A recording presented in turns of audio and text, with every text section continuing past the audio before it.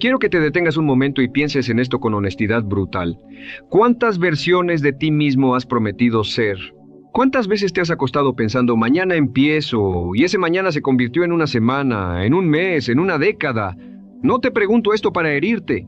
Te lo pregunto porque esa distancia entre quien eres y quien podrías haber sido es real, existe y tiene un nombre. Y ese nombre no es mala suerte, no es falta de oportunidades, no es el destino. Ese nombre es pereza. Y la pereza no llega gritando, llega susurrando. Hay algo que la mayoría de las personas no comprende sobre la pereza, y es que no es una característica del carácter, no es algo con lo que naciste, no es parte de tu identidad. La pereza es un comportamiento aprendido, una respuesta condicionada que el ser humano desarrolla cuando el dolor del esfuerzo parece mayor que el dolor de la parálisis. Y ahí está su monstruosidad.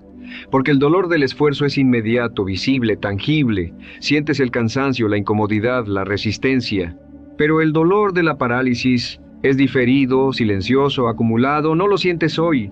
Lo sentirás en 10 años cuando mires hacia atrás y no puedas identificar el momento exacto en que decidiste no vivir plenamente. Los filósofos estoicos tenían una noción que me parece demoledora en su simplicidad. Hablaban de la diferencia entre vivir y meramente existir. Un árbol existe, una piedra existe. El ser humano fue diseñado, en cuerpo y en mente, para algo más que la mera existencia pasiva. Tenemos la capacidad única de proyectarnos hacia el futuro, de imaginar lo que no es y hacerlo real a través del esfuerzo sostenido. Esa capacidad es un privilegio extraordinario. Y la pereza es la forma más silenciosa y más trágica de desperdiciarlo. Pero vayamos más profundo, porque esto merece más que una condena moral. La pereza, cuando la examinas con cuidado, revela algo interesante sobre la psicología humana. El cerebro humano, por diseño evolutivo, busca el camino de menor resistencia. No porque seas débil, sino porque durante la mayor parte de la historia humana, conservar energía era inteligente, incluso necesario para sobrevivir. El problema es que ese mecanismo primitivo, que fue adaptativo en otro contexto, ahora opera en un mundo completamente diferente. Un mundo donde el mayor peligro no es el agotamiento físico, sino el desperdicio de potencial. Y el cerebro no lo sabe. Sigue buscando el camino fácil como si tu vida dependiera de ello. En cierto sentido, tu vida sí depende de ello, pero exactamente al revés de cómo el instinto lo interpreta. Aquí entra algo que los estudios sobre la conducta humana han documentado con claridad a lo largo de décadas. El ser humano sobrevalora el descanso futuro y subestima el costo del aplazamiento. Es decir, cuando dices, descansaré hoy y trabajaré mañana, tu mente te presenta esa imagen como un intercambio justo. Pero lo que no calcula es el interés compuesto del aplazamiento. Cada vez que aplazas, no solo pierdes el día de hoy, pierdes también la práctica, la confianza, el impulso, la identidad de alguien que actúa. Pierdes algo que no aparece en ningún balance inmediato, pero que con el tiempo se convierte en la diferencia entre una vida plena y una vida lamentada. Y hay algo más que quiero que consideres. Algo que rara vez se menciona cuando se habla de pereza. La pereza no solo detiene tu producción, destruye tu autoestima, y esto es fundamental. Cada vez que te prometes algo y no lo cumples, cada vez que dices hoy empiezo y no empiezas, cada vez que eliges el camino fácil frente al camino necesario, depositas en tu subconsciente una pequeña evidencia en tu contra, una pequeña prueba de que no eres confiable. Y el problema no es que otros dejen de confiar en ti, aunque eso también ocurre. El problema es que tú mismo dejas de confiar en ti. Y sin esa confianza interna, cada nuevo intento nace ya herido, ya dudando, ya preparando la excusa para el fracaso que aún no ha ocurrido. ¿Ves el ciclo? La pereza genera incumplimiento. El incumplimiento destruye la autoconfianza. La falta de autoconfianza genera más pereza, porque ¿para qué intentarlo si sabes en algún rincón oscuro de tu mente que probablemente no vas a terminar lo que empezaste? Es una trampa elegante y cruel. Y para salir de ella necesitas entender algo que va en contra de todo lo que la cultura popular te ha dicho sobre la motivación. La motivación no viene primero. La acción viene primero. Esto es uno de los malentendidos más devastadores de nuestra época. La gente espera sentirse motivada para actuar. Espera el momento en que todo se alinee, en que la energía sea perfecta, en que las circunstancias sean las correctas, en que el entusiasmo sea irresistible. Y ese momento nunca llega. O llega por 5 minutos y luego desaparece. Porque la motivación es una consecuencia del movimiento, no su prerequisito. La neurología del comportamiento humano lo confirma. El cerebro genera entusiasmo y compromiso en respuesta a la acción, no antes de ella. El estado mental que estás esperando para comenzar, ese estado llega cuando comienzas, no cuando sigues esperando. Esto cambia todo. Significa que no tienes que sentirte listo para empezar, tienes que empezar para sentirte listo. Y esa distinción, aparentemente pequeña, es en realidad enorme, porque elimina la excusa más común que la pereza utiliza. No es el momento correcto. Resulta que el momento correcto siempre es ahora. No porque ahora sea perfecto, sino porque ahora es lo único que existe. El pasado ya ocurrió. El futuro aún no es real. Solo el presente tiene peso. Solo el presente tiene poder. Quiero que recuerdes a alguien que admires profundamente. No importa el campo. Puede ser un artista, un pensador, un líder, un deportista, alguien de tu propia vida. Ahora quiero que te preguntes, ¿crees realmente que esa persona nunca sintió pereza? ¿Nunca tuvo días en que el esfuerzo parecía imposible, en que la cama era más atractiva que el trabajo, en que la voz interna le decía que era demasiado difícil, que no valía la pena? La diferencia entre esa persona y alguien que desperdicia su potencial no es que una sienta pereza y la otra no. La diferencia es lo que cada una hace cuando esa pereza aparece. Porque la pereza no es el enemigo en sí. La pereza es la prueba. Y cada vez que actúas a pesar de ella, la atraviesas, la reduces, la entrenas. Cada vez que cedes, la alimentas y la haces más grande. Los grandes pensadores de la conducta humana han identificado algo fascinante en las personas que logran sostenerse en el esfuerzo a lo largo del tiempo. No son personas que tienen más energía. No son personas que no sienten el peso del cansancio. Son personas que han desarrollado lo que podríamos llamar una identidad orientada a la acción. Es decir, no piensan, tengo que hacer esto. Piensan, soy alguien que hace esto. Y esa diferencia en la narrativa interna lo cambia todo. Cuando tu identidad está atada a la acción, la inacción se convierte en algo que no encaja con quien crees ser. La resistencia interna cambia de dirección. En lugar de resistirte al trabajo, te resistes a la pereza. ¿Cómo se construye esa identidad? Aquí es donde la filosofía y la psicología convergen en algo práctico. Se construye a través de pequeñas victorias deliberadas. No estoy hablando de transformaciones dramáticas de la noche a la mañana, estoy hablando de algo mucho más sutil y mucho más poderoso. Cada vez que te comprometes contigo mismo a hacer algo pequeño y lo cumples, acumulas evidencia a tu favor. Tu subconsciente, que lleva años construyendo el caso en tu contra con cada promesa rota, comienza a registrar datos nuevos, datos que dicen, esta persona actúa cuando dice que va a actuar. Y esos datos, acumulados con paciencia, reescriben la narrativa interna. Aquí hay un concepto que me parece uno de los más importantes para entender la conducta humana, el umbral de activación. Toda conducta tiene un umbral, es decir, una cantidad mínima de esfuerzo o fricción que necesita superarse para que ocurra. La pereza opera aumentando ese umbral para las acciones que importan y reduciéndolo para las que no importan. Si quieres cambiar tu comportamiento, necesitas hacer exactamente lo contrario. Reducir la fricción para las acciones valiosas y aumentarla para las acciones que te drenan. No se trata de fuerza de voluntad infinita. Se trata de ingeniería inteligente de tu propio entorno y rutina.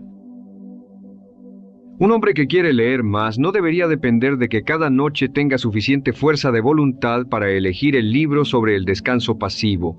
Debería poner el libro sobre la almohada y alejar todo lo demás. Una persona que quiere ejercitarse por la mañana no debería confiar en que al despertar, helada y somnolienta, tomará la decisión correcta. Debería preparar todo la noche anterior para que la única fricción sea la de no moverse.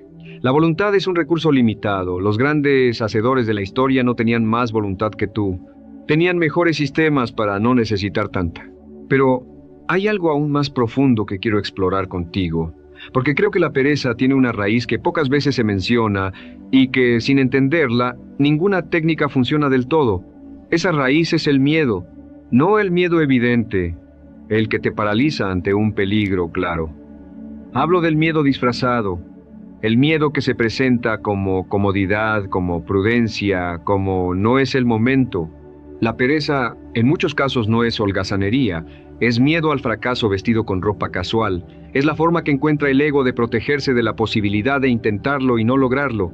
Porque si no lo intentas, técnicamente nunca fracasas. Puedes mantener intacta la fantasía de lo que podrías hacer si quisieras. Puedes vivir indefinidamente en el potencial imaginario sin enfrentarte jamás a los límites reales. La pereza, en este sentido, es una forma de autoprotección que se convierte en autoprisión. Y para salir de ella, no basta con ser más disciplinado. Necesitas confrontar la pregunta que subyace a toda esa inacción. ¿Qué es exactamente lo que temes perder si lo intentas y no resulta como esperabas? La respuesta honesta a esa pregunta, en la mayoría de los casos, es el ego, la imagen que tienes de ti mismo. La comodidad de creer que eres capaz aunque no lo hayas demostrado. Y aquí hay una verdad que puede dolerte, pero que es liberadora. El fracaso real es infinitamente menos destructivo que el potencial desperdiciado. Una persona que intenta y falla aprende, crece, ajusta y vuelve a intentarlo con más información. Una persona que nunca intenta simplemente envejece, y hay una diferencia enorme entre envejecer y madurar. Déjame ir más lejos en esto, porque el miedo merece ser examinado con más detalle, no para compadecerte de él, sino para desmontarlo. El miedo al fracaso tiene un primo cercano que es igualmente paralizante y mucho menos reconocido: el miedo al éxito. Sé que suena extraño. ¿Quién podría temer lograr lo que desea? Pero ocurre con más frecuencia de lo que imaginas, y ocurre de formas sutiles. Hay personas que se sabotean justo cuando están a punto de alcanzar algo importante, no por incompetencia, sino porque el éxito trae consigo responsabilidades nuevas, expectativas más altas, una identidad diferente que aún no saben cómo habitar. La pereza, en esos casos, es el freno de emergencia que el subconsciente jala antes de que el tren llegue demasiado lejos. Y esto nos lleva a una pregunta que vale la pena hacerse con absoluta honestidad. ¿Quién serías si realmente lograras lo que dices querer? ¿Cómo cambiarían tus relaciones, tus responsabilidades, tu imagen ante los demás y ante ti mismo? Porque a veces la inacción no es ignorancia sobre qué hacer. Es resistencia inconsciente a convertirse en alguien diferente. El cambio genuino implica una pequeña muerte del yo anterior, y esa muerte, aunque sea necesaria y liberadora, siempre asusta. Reconocer esto no es una excusa para quedarse quieto, es el primer paso honesto hacia moverse de verdad. La respuesta honesta a esa pregunta, en la mayoría de los casos, es el ego, la imagen que tienes de ti mismo, la comodidad de creer que eres capaz aunque no lo hayas demostrado. Y aquí hay una verdad que puede dolerte, pero que es liberadora. El fracaso real es infinitamente menos destructivo que el potencial desperdiciado. Una persona que intenta y falla aprende, crece, ajusta y vuelve a intentarlo con más información. Una persona que nunca intenta simplemente envejece, y hay una diferencia enorme entre envejecer y madurar. Ahora bien, hay algo que los estudiosos de la conducta humana han observado repetidamente y que tiene implicaciones profundas para quien quiere salir de la pereza de forma permanente. El ser humano no cambia sus acciones de forma sostenida, a menos que cambie primero la historia que se cuenta sobre sí mismo. No basta con hacer cosas diferentes. Necesitas empezar a verte como alguien diferente. Y esto no es autoengaño ni pensamiento mágico. Es comprender cómo funciona realmente la identidad humana. Piénsalo de esta manera. Si alguien que ha fumado durante años decide dejar de hacerlo y cada vez que rechaza un cigarrillo se dice: estoy tratando de dejar de fumar, está posicionándose como alguien en lucha, alguien que se priva de algo que desea. Pero si esa misma persona dice: no fumo, eso no va conmigo, la estructura interna es completamente distinta. No hay privación, hay identidad. Y la identidad es mucho más poderosa que la disciplina, porque la disciplina requiere esfuerzo constante mientras que la identidad opera de forma automática. Cuando algo no encaja con quien crees que eres, lo rechazas naturalmente, sin batallar. La pregunta entonces no es ¿cómo hago más cosas?, sino ¿quién estoy decidiendo ser?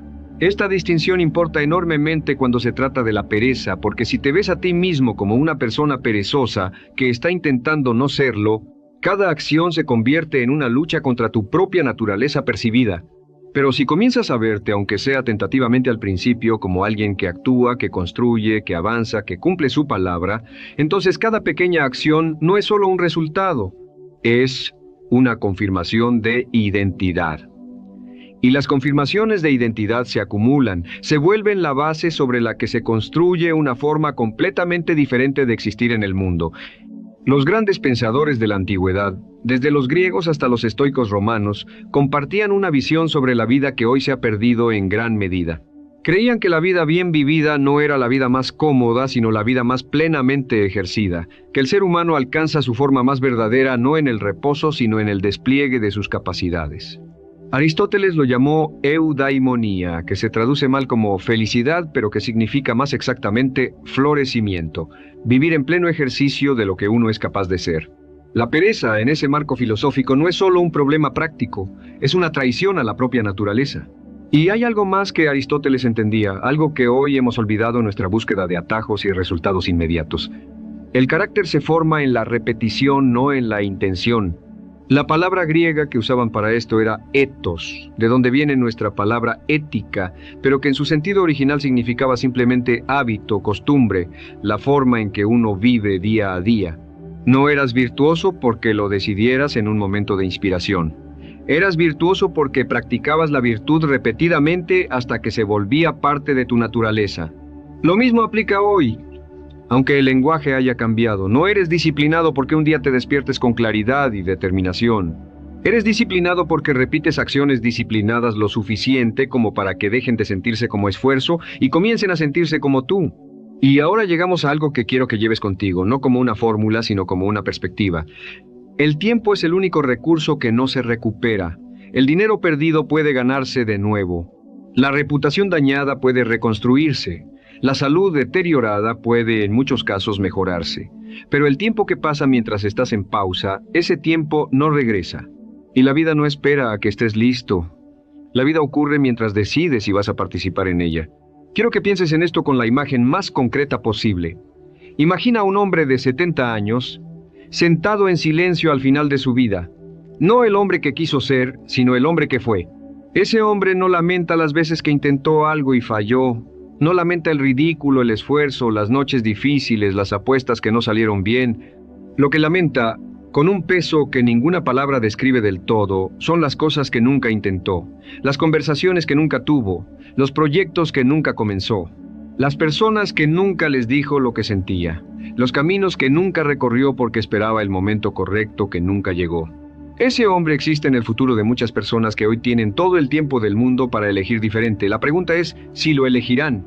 Esto no es un llamado al frenesí ni a la productividad compulsiva. No te estoy diciendo que debas estar en movimiento constante, que el descanso sea una debilidad o que la contemplación no tenga valor. El descanso consciente es sabio. La contemplación es poderosa. El silencio tiene su propio tipo de productividad, la que ocurre por debajo de la superficie, donde las ideas maduran y el espíritu se reorganiza. Pero hay una diferencia abismal entre el descanso que recarga y la inacción que drena, entre la contemplación que ilumina y la postergación que oscurece. ¿Tú sabes en algún lugar muy honesto de ti mismo cuál de los dos estás eligiendo en cada momento? Hay una práctica concreta que quiero dejarte, no como una técnica de moda, sino como algo que los seres humanos reflexivos han hecho de distintas formas a lo largo de siglos: el compromiso público con uno mismo. No con los demás, aunque eso también tiene su poder. Con uno mismo, por escrito, con fecha, con claridad, escribir lo que vas a hacer, cuándo lo vas a hacer y por qué importa. No como una lista de tareas, sino como una declaración de intención. Porque lo que se escribe adquiere un peso diferente al de lo que solo se piensa. Externalizar la intención la hace real de una forma que el pensamiento interno no logra. Y cuando la revisas al día siguiente y ves que lo cumpliste, ese registro no es trivial, es evidencia. Es la construcción lenta y deliberada de una nueva relación contigo mismo. Y junto a eso quiero hablarte de algo que parece sencillo, pero que muy pocas personas hacen con consistencia. Definir con precisión qué significa para ti una vida bien vivida. No en términos vagos. No quiero ser exitoso o quiero ser feliz. En términos concretos, específicos, propios. ¿Qué estarías haciendo? ¿Cómo pasarías tus días? ¿Qué habrías construido, aprendido, experimentado, dado? Porque sin esa imagen clara, la energía no tiene dirección. Y la energía sin dirección se disipa, se convierte en ansiedad, en distracción, en la sensación permanente de estar ocupado sin avanzar. La claridad sobre el destino es lo que convierte el esfuerzo difuso en movimiento con sentido. Quiero pedirte algo antes de terminar. No te pido que cambies todo de golpe, no te pido que mañana seas una persona diferente.